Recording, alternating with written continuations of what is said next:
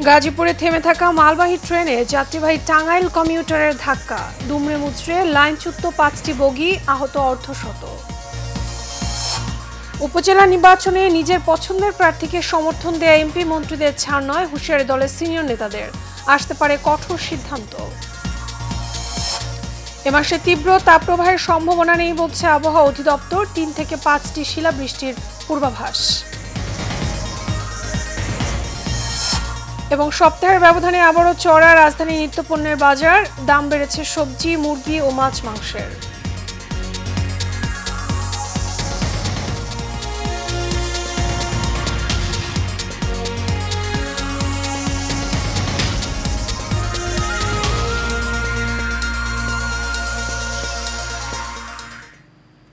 স্বাগত এশিয়া নিউজে, আপনাদের সঙ্গে আছি আমি মিতা মৌসুমী। শুনছিলেন বিআরবি কেবল ইন্ডাস্ট্রিজ লিমিটেড সংবাদ শিরোনাম। এবারে চলে যাব বিস্তারিত সংবাদে। গাজীপুরের জয়দেবপুর রেল স্টেশনে থেমে থাকা একটি মালবাহী ট্রেনকে পেছন থেকে ধাক্কা দিয়েছে যাত্রীবাহী অন্য একটি ট্রেন। এতে ট্রেনে 5টি বগি লাইনচ্যুত হয়, আহত হয়েছে অন্তত অর্ধশতাধিক। ইতিমধ্যে ঘটনাস্থলে পৌঁছেছে ফায়ার সার্ভিস, রেলওয়ে, পুলিশ এবং আইনশৃঙ্খলা বাহিনী। সকাল 11টার দিকে এই দুর্ঘটনা ঘটে।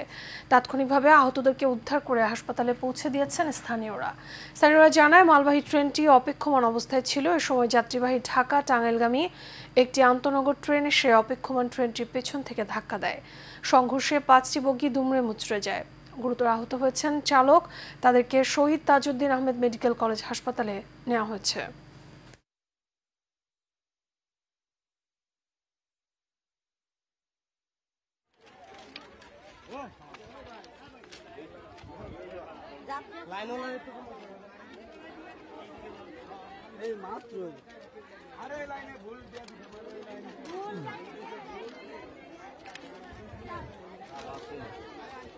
দুই ট্রেন একসাথে মুখোমুখি।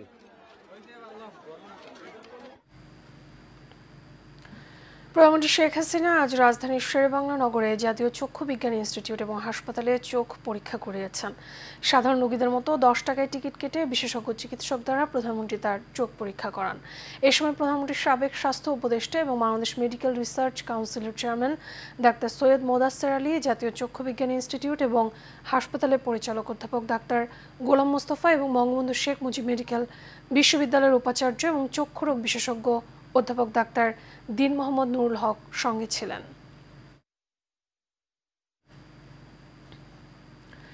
উপজেলা নির্বাচনে নির্দেশ মানছেন না আওয়ামী লীগের মন্ত্রী এমপিরা, নিয়ম ভঙ্গ করছেন, নিজের পছন্দের প্রার্থীকে সমর্থন দিয়ে এ নিয়ে ক্ষুব্ধ সাধারণ প্রার্থীরা।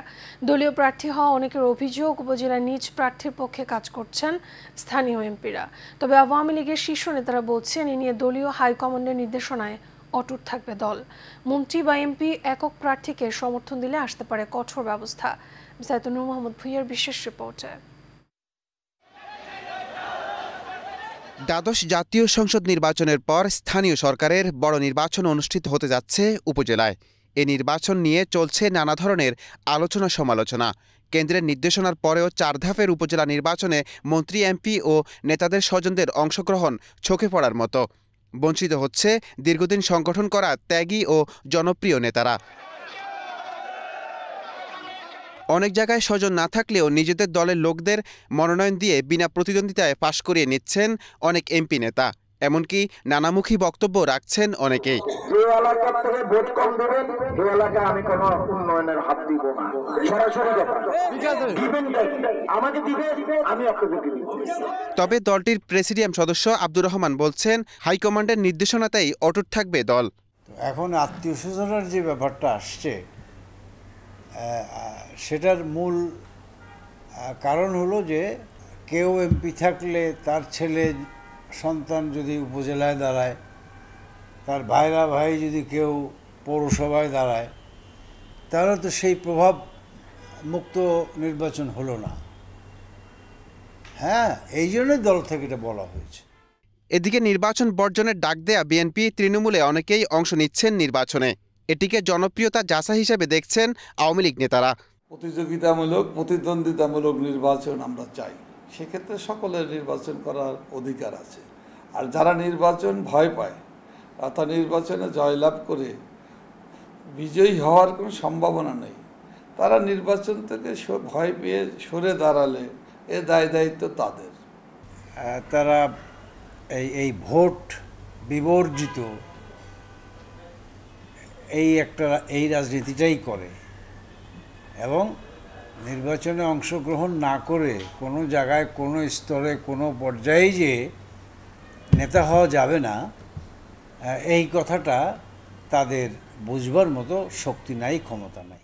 উপজেলা নির্বাচনের দলীয় সিদ্ধান্ত না মেনে নির্বাচন করলে হাইকমান্ডের সিদ্ধান্ত আরও কঠোর হবে বলে জানান দলটির প্রেসিডিয়াম সদস্য আব্দুর রহমান। আমাদের সুপারিশ এই জায়গাটাই থাকবে এবং সিদ্ধান্ত উনি নেবেন। Noor Mohammad Bhuiyan, Asian television, Dhaka.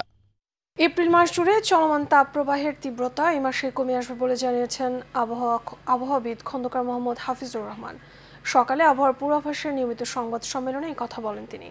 তবে এ মাসে অতিবৃষ্টির সম্ভাবনা নেই জানিয়ে এই আবহাওয়াবিদ বলেন 3 থেকে 5টি শিলাবৃষ্টি এবং 1 থেকে 2টি মাঝারি বৃষ্টি হতে পারে।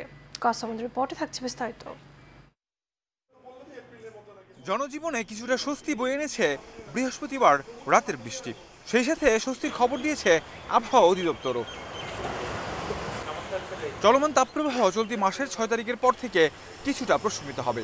এর সাথে বৃষ্টিপাতের পরিমাণও বাড়বে বলে জানান আবহাওয়াবিদ খন্দকার মোহাম্মদ হাফিজুর রহমান। এখন পর্যন্ত যেটা দেখা যাচ্ছে এপ্রিলের মতো হ্রাস হওয়ার সম্ভাবনা কম। তার কারণে আমরা দেখছি 6 তারিখ থেকে একটা বৃষ্টিপাতের আছে এবং বৃষ্টিপাতের মানুষের মধ্যে অনেকটা স্বস্তি ফিরে আসবে এবং এ মাসে দিনের তাপমাত্রা স্বাভাবিক অপেক্ষা কিছুটা বেশি থাকতে পারে এবং রাতের তাপমাত্রা প্রায় স্বাভাবিক থাকতে পারে। তবে মে মাসে অতি তীব্র তাপপ্রবাহের সম্ভাবনা। জানান সিলেট, চট্টগ্রাম বিভাগ ও ঢাকা সহ পূর্বাঞ্চলের কিছু কিছু স্থানে দমকা বাতাস ও মাঝারি ও বজ্রবৃষ্টি হওয়ার সম্ভাবনা রয়েছে। মে মাসে সামগ্রিকভাবে 3 থেকে 5টি মৃদু কালবৈশাখী ঝড় সহ বৃষ্টি অথবা বজ্রসহ বৃষ্টিপাত হতে পারে। এছাড়া 2 থেকে 3টি তীব্র কালবৈশাখী ঝড় হওয়ার সম্ভাবনা রয়েছে। তবে এই মাসে বৃষ্টিপাত হলেও তুলনামূলক গরমের তীব্রতা দিনে কিছুটা বেশি থাকবে, রাতে স্বাভাবিক থাকবে বলে জানান এই আবহাওয়াবিদ। কাউসার আহমেদ, এশিয়ান টেলিভিশন, ঢাকা। সপ্তাহ ব্যবধানে আবারও চড়া নিত্যপণ্যের বাজার। দাম বেড়ে গেছে শাকসবজি, মাছ, মাংস সহ প্রায় সব ধরনের নিত্যপণ্যেরই। ব্রয়লার 220 এবং সোনালী মুরগি বিক্রি হচ্ছে কেজি প্রতি 400 টাকায়। বিক্রেতারা জানান তীব্র গরমে দাম বেড়ে গেছে প্রায় সব নিত্যপণ্যেরই। এচএমএতে রিপোর্টে দেখুন বিস্তারিত। বাজারে লাফিয়ে লাফিয়ে বাড়ছে নিত্যপণ্যের দাম। মাছ, মাংস, সবজি সহ অন্যান্য পণ্যের দামও বৃদ্ধি। এতে বিপাকে পড়েছেন ভোক্তারা। তাদের মতে অসাধু সিন্ডিকেট নিয়ন্ত্রণে আনতে না পারলে আর অস্থির হয়ে উঠবে নিত্যপণ্যের বাজার। দাম বাড়া নিয়ে বিক্রেতাদের রয়েছে নানা অজুহাত। বলছেন নানা পণ্যের সংকটে দাম বৃদ্ধি। গরমের কারণে মাল আমদানি কম আর মুরগি মারা যাইতেছে, এই কারণে দাম একটু বেশি। আজকে বাজারে অনেক আগুন লাগছে, কিরকম গত সপ্তাহের তুলনায় এই সপ্তাহে অনেক দাম বেশি। গত সপ্তাহে পেঁপে ছিল 50 থেকে 60 টাকা বিক্রি করছে, আজকে 70 থেকে 80 টাকা। গত সপ্তাহ থেকে আপনার যে দেশি পেঁয়াজের দাম 4-5 টাকা বেশি, আপনার রসুনের দাম, বড় রসুনের দাম 4-5 টাকা বেশি, আর দেশি রসুনের দাম কেজিতে 20 টাকা বেশি। ক্রেতারা বলছেন নিয়মিত বাজার মনিটরিং করা হয় না, এতে বিক্রেতারা ইচ্ছে মতো দাম বাড়ানোর সুযোগ পায়। প্রতি কেজিতে 50, 60, 100 টাকা বেশি প্রত্যেকটা পণ্য। আমাদের মতো গরিবদের মতো এই বাজারে কেনার কোনো সামর্থ্য নাই। প্রতি সপ্তাহ জিনিসের দাম বাড়তেছে 20-30 টাকা করে। গত সপ্তাহে ব্রয়লার ছিল 200 টাকা, এখন 230 টাকাতে কিনছি আজকে। এগুলা মানে আমাদের ইনকাম তো বাড়ছে না। বাজারে মনিটরিং আমি দেখি না তেমন। কত হচ্ছে ওই সাইডে কিছু দোকান আছে, ওখানে দেখি যে আমি এখান থেকে ওখানে গেলে 5 থেকে 10 টাকা করে কম হয়। বাজারের এমন বেহাল দশায় নিয়মিত অভিযান চালালে অসাধুদের দৌরাত্ম্য কমবে বলে মত সাধারণ মানুষের। এইচএমইতো, এশিয়ান টেলিভিশন, ঢাকা। এদিকে সাভার থেকে বাজার পরিস্থিতির খবর জানতে সরাসরি যুক্ত হচ্ছে আমাদের সহকর্মী জহিরুল ইসলাম খান লিটন। লিটন, নিত্যপণ্যের বাজার দর কেমন দেখছেন এবং বিক্রেতারা কি বলছে?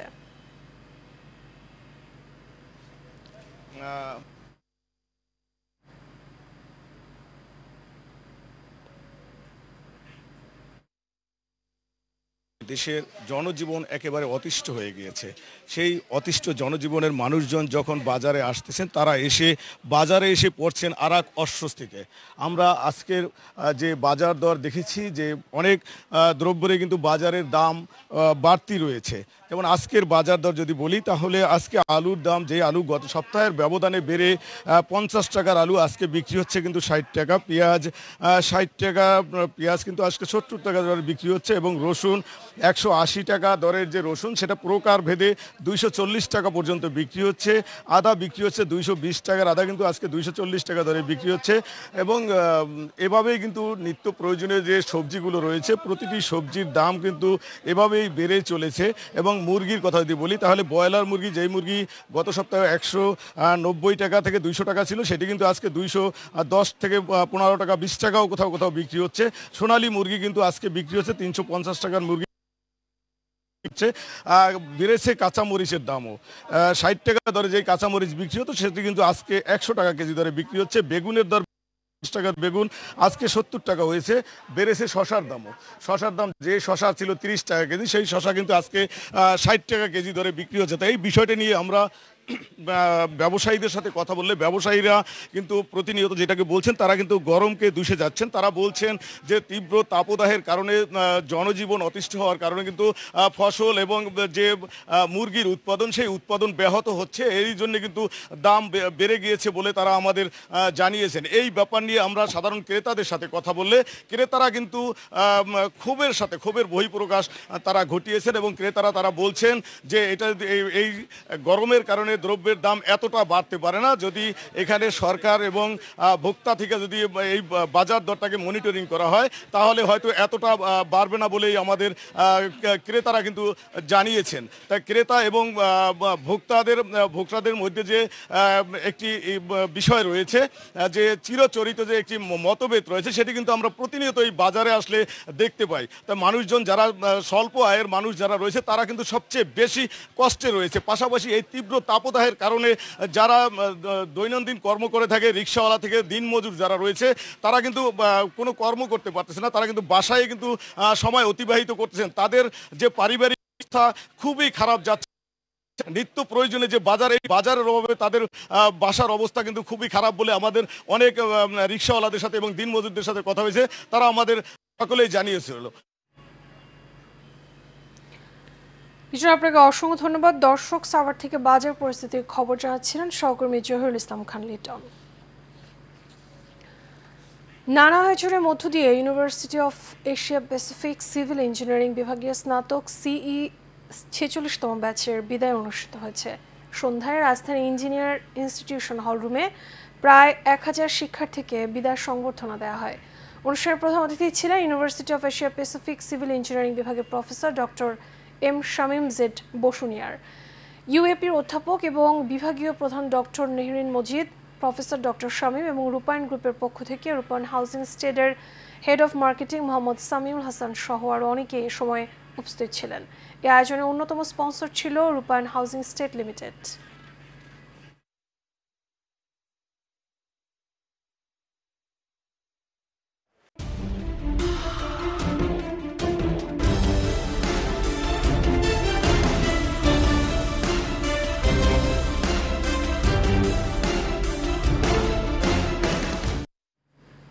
এবার সারা বাংলা। রাঙামাটির বাঘাইছড়ি উপজেলার মারিশা দিঘিনালা সড়কের 2 টিলা এলাকায় পাহাড় ধসে সারা দেশের সাথে বাঘাইছড়ির যান চলাচল বন্ধ রয়েছে। সকালে পাহাড় ধসে যান চলাচল বন্ধ হয়ে যায়। এর আগে রাতে ভারী বৃষ্টিপাত এবং উজান থেকে নেমে আসা পাহাড়ি ঢলে মারিশা দিঘিনালা সড়কের 2 টিলা এলাকায় পাহাড়ের বড় একটি অংশ সড়কের উপর ধসে পড়ে। এই ঘটনায় কোনো হতাহতের খবর পাওয়া না গেলেও সকাল থেকে সড়কে যান চলাচল বন্ধ রয়েছে। এতে সড়কের 2 পাশে আটকে পড়েছে বহু যানবাহন। এর মধ্যে সড়কের মাটি সরানো কাজ শুরু করেছে সেনাবাহিনীর 6 বেঙ্গল বাঘাইহাট জোন।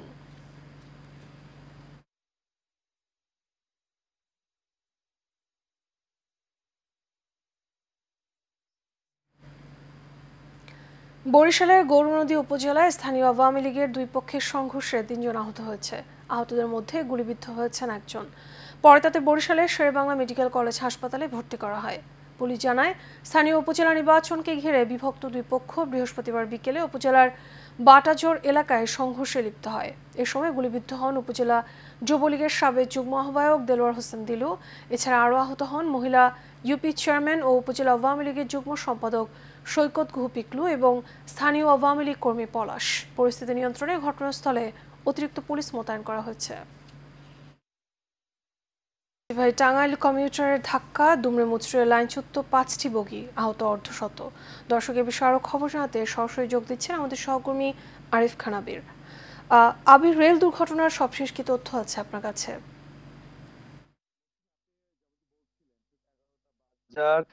হচ্ছে 15 থেকে 20 মিনিট আগে, অর্থাৎ হচ্ছে টাঙ্গাইল থেকে ছেড়ে আসা টাঙ্গাইল কমিউটার, যেটি হচ্ছে রাজধানীতে আসে, আর ঠিক ঢাকা থেকে রাজধানীতে ছেড়ে আসা একটি তেলবাহী ট্যাঙ্কার, এই দুটি গাড়ির আসলে সংঘর্ষের ঘটনা ঘটেছে। আপনি দেখতে পাচ্ছেন যে আমরা একদম এই ঘটনাস্থলে আছি।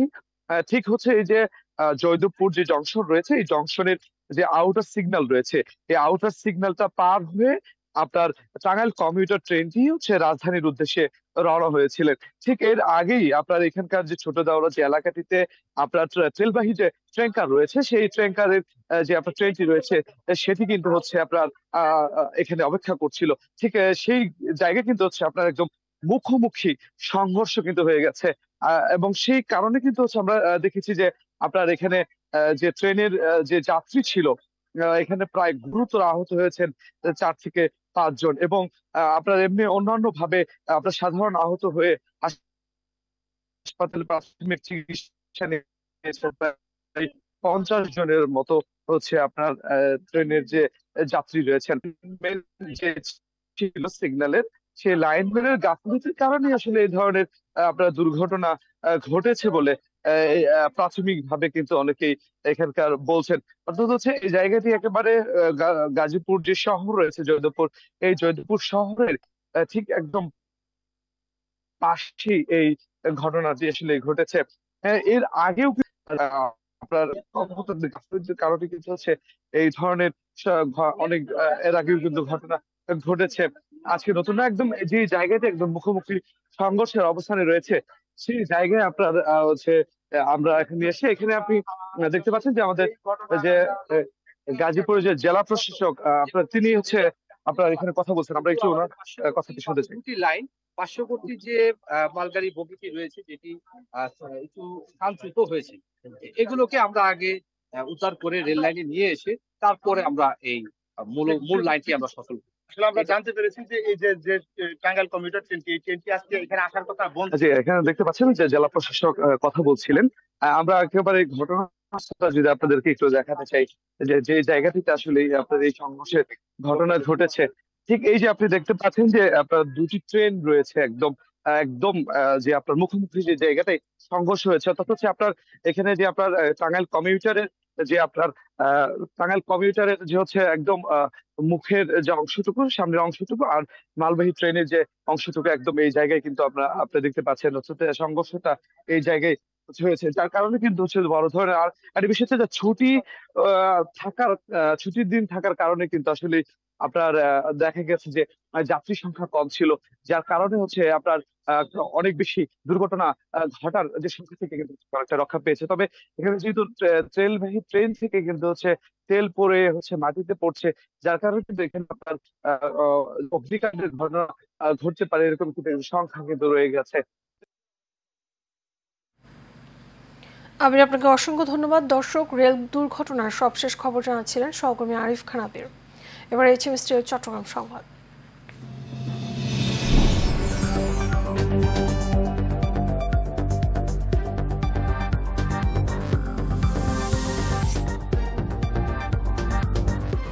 HM Expert B500 CWR স্বাধীনতার সুবর্ণ জয়ন্তীতে নতুন বাংলাদেশ গড়ার প্রত্যয়।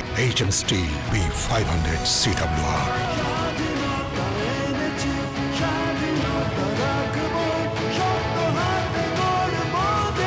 HM Steel।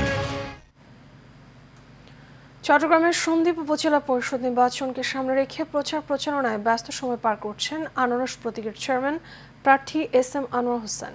সকাল থেকে মধ্যরাত পথসভা এবং গণসংযোগ করে ঘুরছেন ভোটারদের দ্বারে দ্বারে। উন্নয়নের নানা প্রতিশ্রুতি দিয়ে চাইছেন ভোট।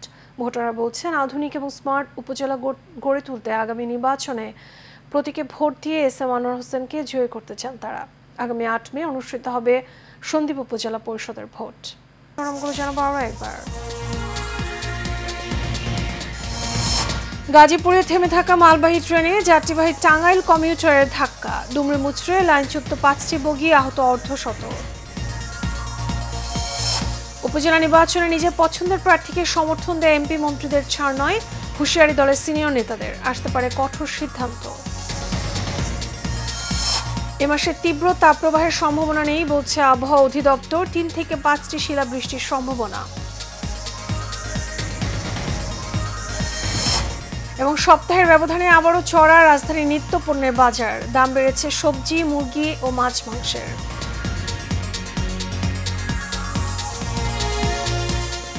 এছাড়া আমাদের এখনকার আয়োজন, আমাদের পরবর্তী সংবাদ দেখার আমন্ত্রণ রইল। ধন্যবাদ সাথে থাকার জন্য।